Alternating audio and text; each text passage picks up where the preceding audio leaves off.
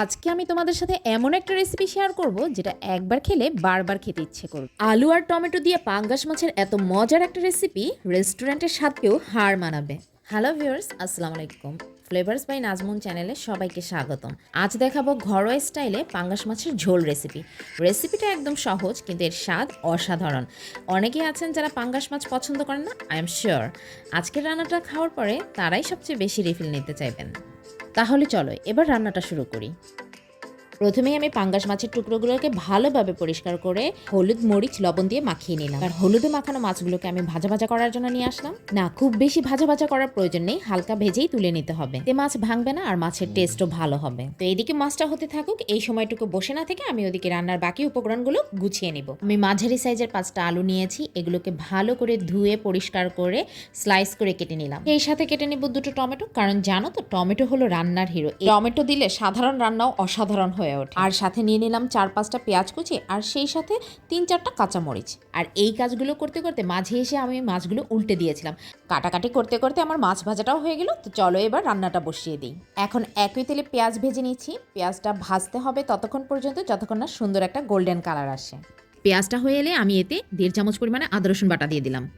এরপর আদা রসুনটাকে পেঁয়াজের সাথে ভালোভাবে ভাজা ভাজা করতে হবে, যাতে আদা রসুনের গন্ধটা চলে যায়। ভাজতে ভাজতেই দেখবেন খুব সুন্দর একটা স্মেল বের হয়েছে। ঠিক সেই সময় মশলাটা অ্যাড করে দিতে হবে। মশলাটা আমি আগেই রেডি করে রেখেছিলাম। আর এতে আমি দিয়েছি 1 চামচ হলুদ গুঁড়া, 1.5 চামচ মরিচ গুঁড়া, 2 চামচ ধনিয়া গুঁড়া, 1/2 চামচ জিরা গুঁড়া এবং 1/2 চামচ লবণ। এবার এতে কিছুটা পানি দিয়ে আমি মশলাটাকে ভালোভাবে মিক্স করে 10 মিনিটের মতো রেস্টে রেখেছি।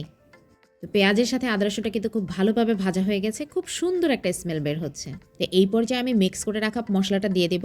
মশলাটা এভাবে ভিজিয়ে রাখলে অনেকটা বাটা মশলার স্বাদ পাওয়া যায়, আর সেই সাথে মশলাটা পোড়া লাগারও সম্ভাবনা থাকে। আর হ্যাঁ, মশলা যোগ করে কষাতে থাকতে হবে যতক্ষণ না তেলটা উপরে উঠে আসে। আর এটাই হলো কিন্তু টেস্টের আসল সিক্রেট। তো আমার মশলাটা কিন্তু ভালোভাবে কষানো হয়ে গেছে। এবার আমি কেটে রাখা আলুগুলো দিয়ে দিব। আলুটাকে আমি এই মশলার সাথে প্রায় 5 থেকে 6 মিনিটের মতো ভালোভাবে ভেজে নিব, যাতে আলুর ভেতরে কোনো পানি না থাকে এবং আলুটা মশলার সাথে খুব সুন্দরভাবে ফ্রাই হয়ে যায়। ব্যাস, আলুটা ফ্রাই হয়ে গেলেই এতে আমি 1/2 কাপ পরিমাণে পানি অ্যাড করে দিব। আর হ্যাঁ, ভিডিওটা এই পর্যন্ত দেখে থাকলে একটা লাইক দাও, কারণ এরপরেই আছে সব থেকে ইম্পর্ট্যান্ট স্টেপ।